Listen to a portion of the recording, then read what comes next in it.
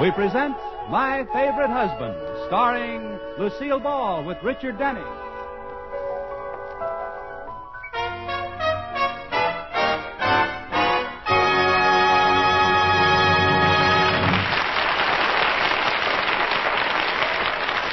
This is the story of Mr. and Mrs. Cugat, the record of a happy marriage. Two people who live together and like it.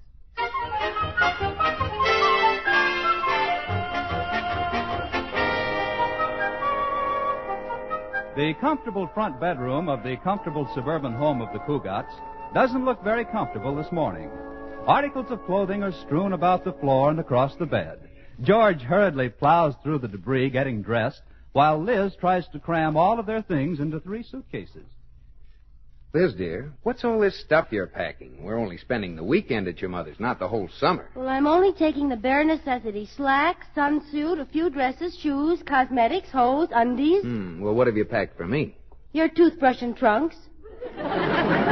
Is that all? I want you to get a good tan. Pack some clothes for me, Scatterbrain. I wish you were driving out to Mother's with me, George. No, it's impossible, darling. Can't miss my board meeting. I wonder what the surprise can be that Mother's been telling us about. I'm afraid to guess. Her last surprise was the wrestler she was sponsoring. Remember him? He called himself the Hawk. Oh, what a wrestler. Yeah, in his first match, the Hawk flew clear out of the ring. Well, if she has another wrestler, I'll just throw him out of the house.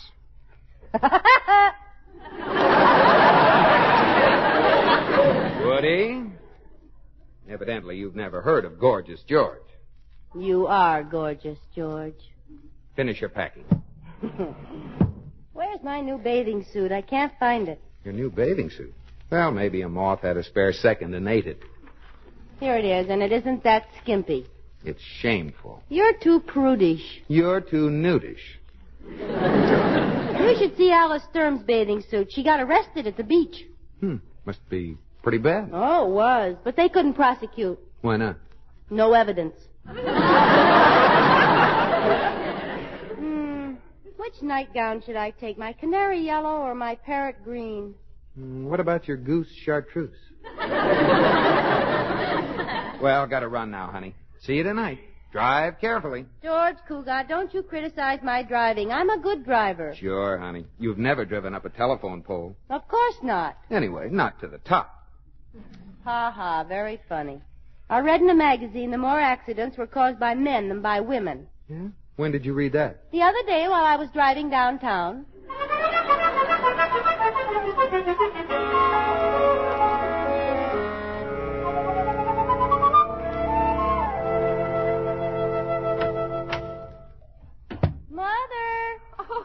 Liz, darling. Mother, you look marvelous, so young and healthy. Oh, it's this country life, dear. I found there's nothing better than fresh milk and clean soil. Well, it's certainly done a lot for you. Yes. Makes a wonderful mud pack. Oh.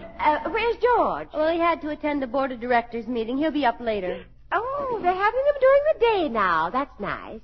Your father always had to go to the board meetings at night. At night? Yes, poor dear. Tell me, are they still holding them at the Whoopee Club? No, Mother. Now the bubble dancer comes to the bank. Oh.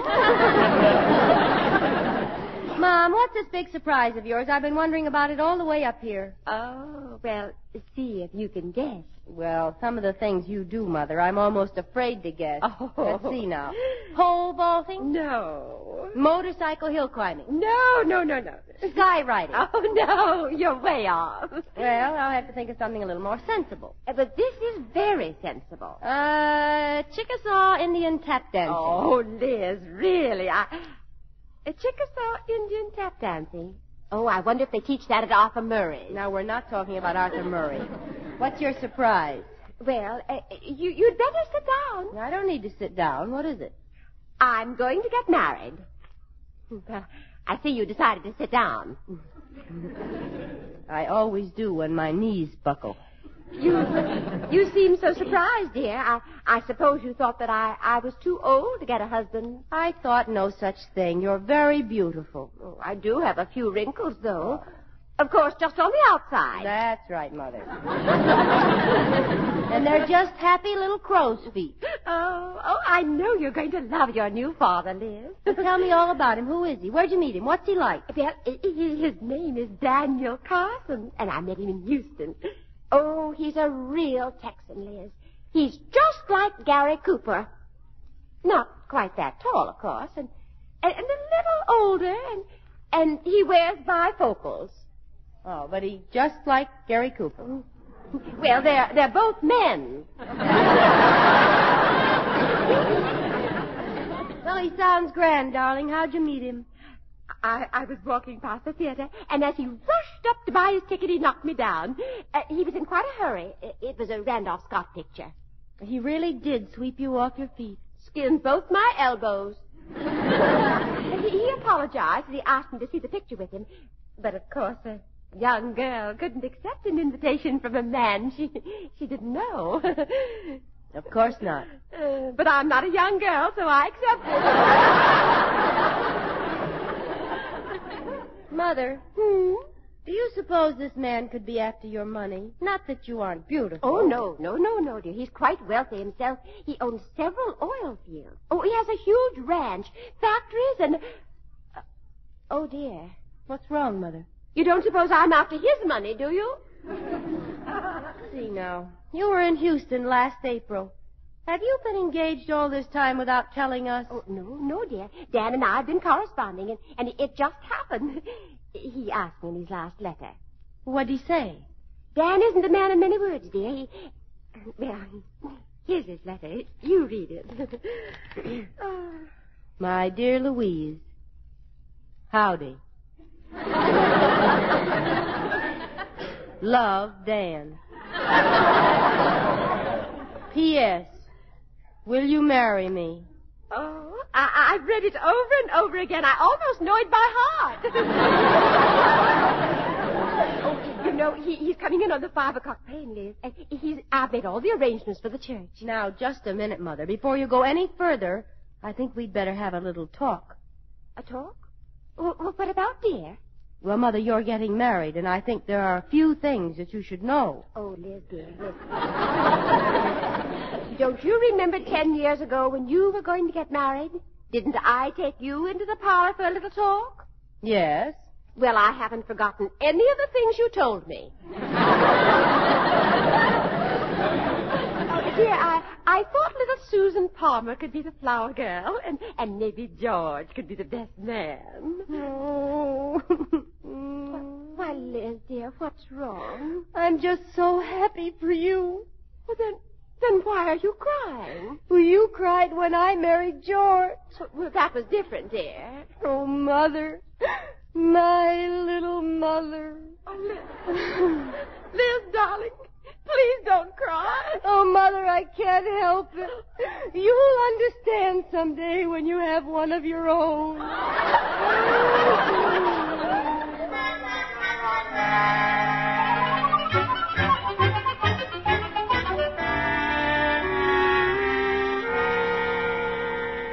Liz.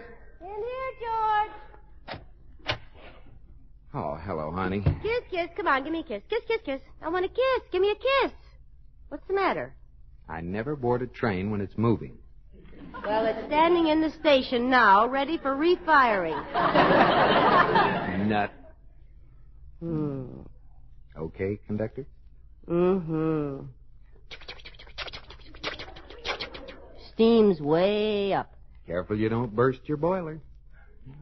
When there's any danger, the whistle blows. Kiss me again. Watch out, George. Can I carry your bags, ma'am? Oh, George, wait till I tell you about Mother's secret. Yeah, what is it? I can't tell you. It's a secret. Liz. George, a secret's only a secret if it's kept a secret. You know about the whispering grass. The grass told it to the trees, and the trees told it to the breeze. You understand, George? Yes, very clear. Your mother's been out in the grass whispering to trees. Just forget about it, darling. You'll find out. Better get dressed for dinner. Won't tell me, huh? Uh-uh. All right.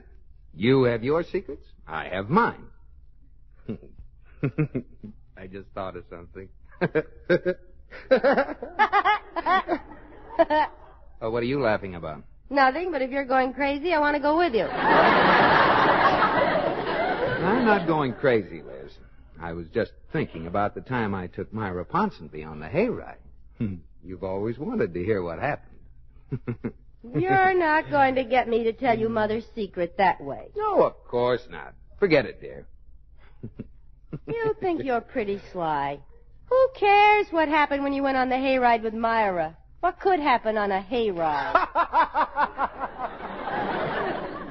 You're just trying to arouse my curiosity, but it won't work. I've gone on hayrides, lots of hayrides.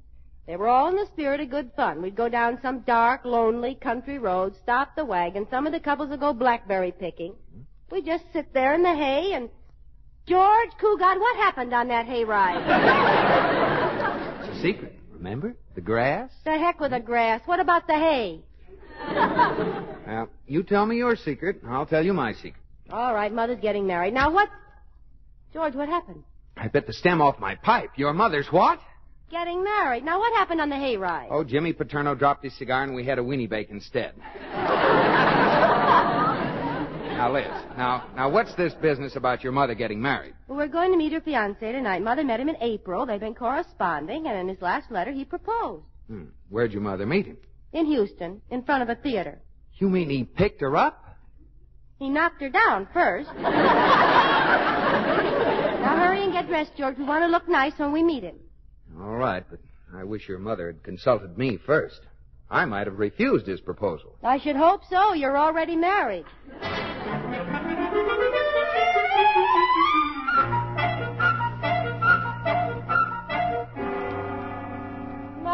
Mother, sit down and relax. I can't, Liz. Dan will be here any minute. Now, you've got to calm down, Mrs. Elliott. Yes. I remember how nervous I was when Liz and I got married, but I had a simple formula for overcoming it. What was it? He fainted. I didn't faint. I just relaxed. All of a sudden. I'm so nervous. I haven't been this upset since the day my scales were broken, and I thought I'd gained 200 pounds. There's your man, Mrs. Elliott. Now, don't all of you stare at me. I'll let him in. Hello, ma'am.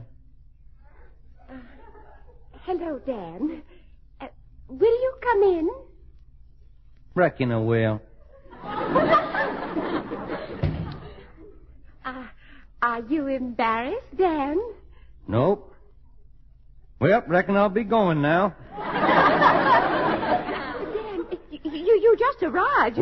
Just don't know what to say, Louise. I ain't a man of many words. Had me a long-winded speech wrote down on the back of a cigarette paper. Forgot and smoked it. Well. Yeah. Mother. Oh, Liz, dear, I'm sorry. Well, I guess we kind of forgot our manners, Louise, standing here chattering like a couple of blue jays. Yes. Dan, this is my daughter, Elizabeth. Hello, Mr. Carson. Even prettier than the picture your mama sent me. Mother sent you my picture? Yep. Laying on a blanket, taking your bottle. Well, I've changed quite a bit since then. Yeah. You're a lot longer now. Got a little more hair, too. Well, when I was a baby, I used to wear my hair very close to my head, under the skin. I'm George Cugat, Liz's husband. How do you do, Mr. Carson? Well, hiya, George.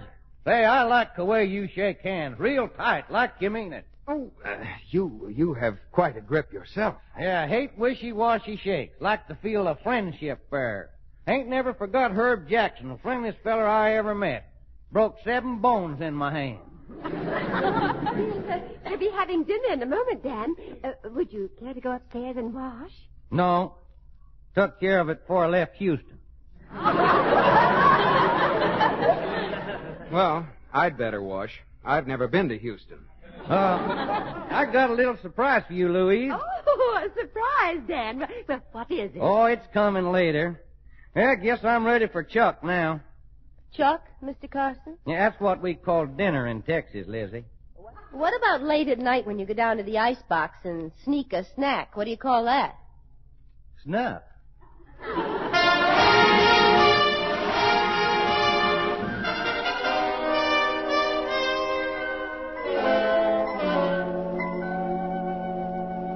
Enjoy your dinner, Mr. Carson? Oh, I reckon it did, George. It's mighty fine grub. Grub? What's grub? Chuck. I'm waiting for that surprise, Dad. Well, it ought to be here in a little while, Louise. Mr. Carson, I understand you have some oil property in Texas. Yeah. It was originally my granddaddy's. He got it from some Indians. Swapped them for it. Swap them for oil property? What do you give them? Colored beads, bits of cloth, firewater? No, $650,000. Did you ever meet an Indian, Mr. Carson? Yeah, Lizzie. Sorry I did, too. Oh, did you have trouble with him? Kinda. Did you kill him? Nope. Did you hurt him?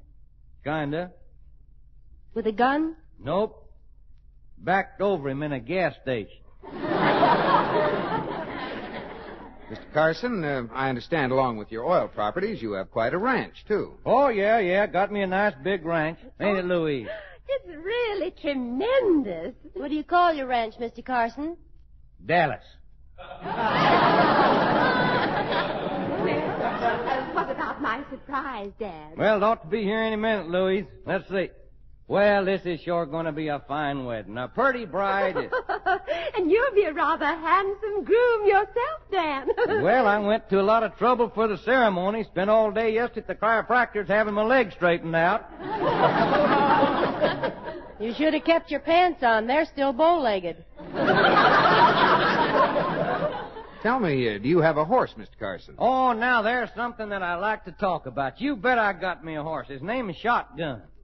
Shotgun? Do you feed him or load him? Oh, he's a good old horse. Had him for 18 years. Showing his age a little. Graying around the tail. Oh, now that's nice. I think a gray tail makes a horse look distinguished. As I always say, an old horse is just as good as a new horse. I've never heard you say that, George. Well, you've never been around while I was talking to an old horse. Why don't we all go out on the porch? Oh, I reckon that's your surprise now, Louise. Excuse me. Oh, what do you suppose that silly boy's gotten me? Mother, you're holding that third finger out too conspicuously. Well, here's your surprise, Louise. Come on in, Slim. Greetings from Texas, everybody. Gee, ho. Slim's my old saddle buddy, Louise. He's gonna be our best man. Oh? Dan, you old hornswoggle son of a rattlesnake. Slim, you old saddle sore mule buster. You old leather-eating coyote. You old thieving noose dodger. You old horn toad. You old siffy cat. You old prairie dog. You old... You... Dan, he's going to be our best man? Yeah, some surprise, huh, Lou? Slim, this year is Louise. So that's her. Well, doggone. Twang my banjo, bust my britches, doggone. Gull dern, ding dong darn. Dan. Slim says he likes your figure, Lou. Oh, Mother's always had nice gall derns. Oh. Here's a little gall dern something I brung you, Miss Lou. For when you and old Ding Dong Dan set up gall dern housekeeping. Doggone. Thank you. Towels. How nice. Aren't they, Liz? Oh, yes. Look, George. A set. Hers and his'n. I'll be right back, Liz. I think we're going to need some smelling salts. I heard that. If you don't like my vapor, just open some windows. Doggone, Dan. Who's the strawberry roll? Oh, this is my daughter, Lizzie. God darn it, she's pretty. A ding-dong redhead, too. Makes me want to kick off my boots and jump smack dab barefoot into a doggone tub of sow belly. Bust my britches. Bust my britches. Bend over. Doggone, Dan, I just can't wait no longer. I got a gall darn surprise for you outside. Music for your wedding. Music, Dan? Yeah, just a minute. Oh, I mean, just a doggone minute. Oh, Slim, you brought the sons of the singing sagebrush. You are my sunshine, my only sunshine. You make me happy when skies are gray. You'll never know, dear, how much I love you. Please don't take my sunshine away. Whoa! Howdy, Clem. Dan, what did Slim say about music for our wedding? Oh, I know they ain't the best, Miss Lou, but Spade Cooley weren't available. Oh, there ain't no finer music in the sons of the singing sagebrush. Sing some of that there wedding music for 'em, sons. I'm a-heading for the last roundup. Oh, horse, make up your mind. Ben! Son! Mr. Carson, have you ever thought that Mrs. Elliott may have other plans for the music at her wedding? Lou? Why, Lou is loco about the sons, ain't you, Lou? Well, Dan, they were all right when we went to the barn dance in San Antone, but I had planned on other music for the wedding, and I more or less thought that George could be the best man. Oh, I'm being the best man. Who's George? I'm George. Now, look at here, George. Shoot him, Slim. George is going to be the best man, aren't you, George? I say I'm gonna be the best man. What do you say, George? Well, Liz, I think Slim really has his heart set on it. Is this gonna be a wedding, or is this gonna be a wedding? That's a very good question. Well, let me hear some more of that wedding music, son. Oh, promise me that someday you and I will take our love together to some sky. Wahoo! Son! Oh, shut up! Shoot him, Slim! Shotgun sure would love this. George, where are those smelling salts?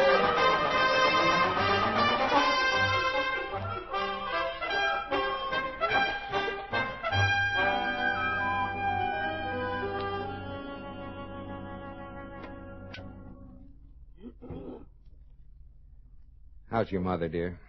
Doctor says she'll be all right. All she needs is quiet. Fine. I got a room in town for the surging sons of the screaming sage. Did they mind leaving? Yes, I think they were a little hurt. As they walked away, they were singing something called I Don't Think They Like Us Here and I Wish We Were Back in Texas Blues. Poor mother. The way she tried to smile when Slim brought in that box of dirt so their marriage could be held on Texas soil. I can see the write-up of the wedding in the paper. To the soft strains of Beat My Desert Doggie 8 to the Bar, Louise Elliott and Daniel Carson were married. On the altar, campfires blazed brightly. And the highlight of the affair was when the bride threw her bouquet of cactus and pinned 3 flower girls to the parson.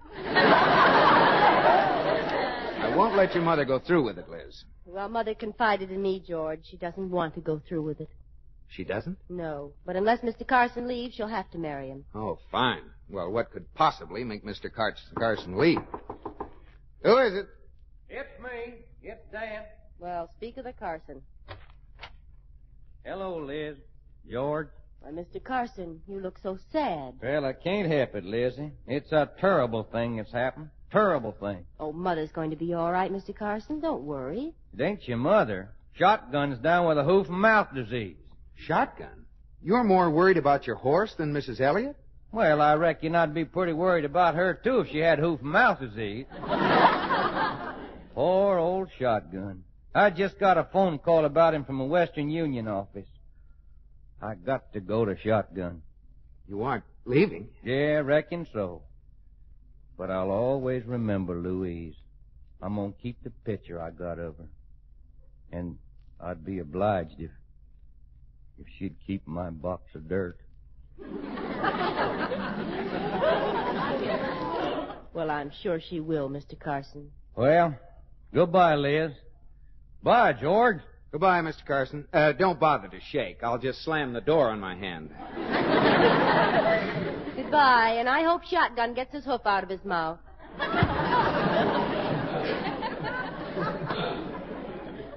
Liz, he's gone.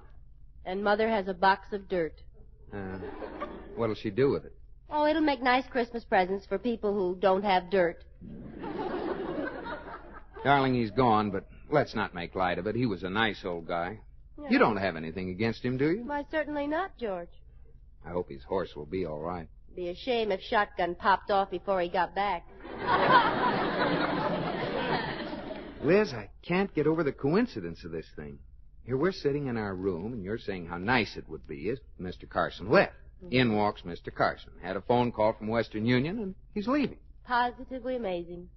Well, I guess we can go break the news to your mother. She already knows about it. What? I made the phone call from her room. Liz. Want to send a telegram?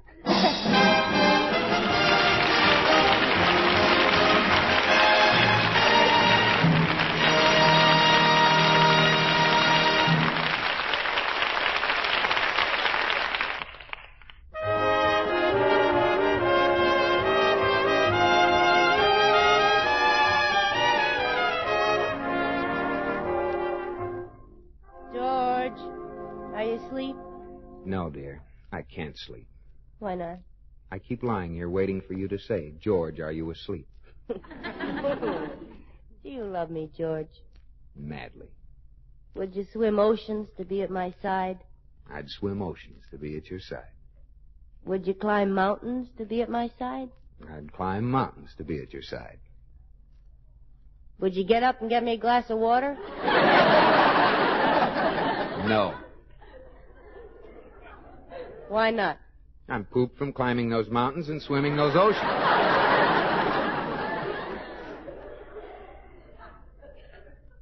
Please get me a glass of water, George. All right. What smells so good? I left the top off my taboo.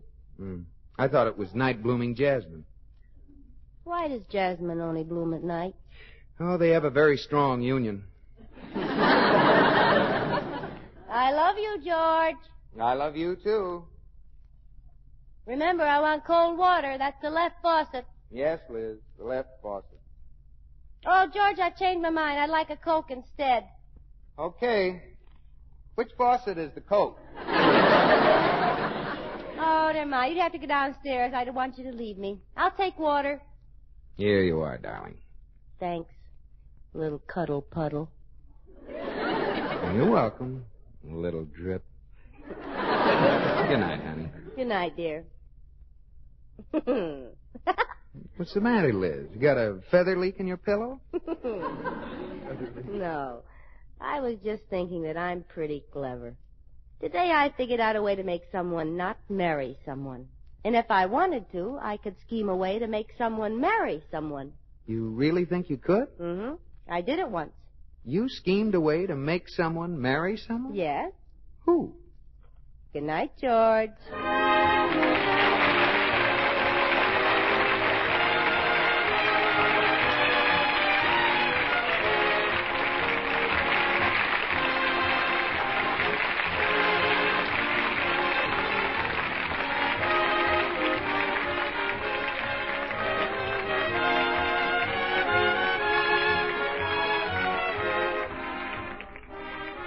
My Favorite Husband has been presented through the worldwide facilities of the United States Armed Forces Radio and Television Service.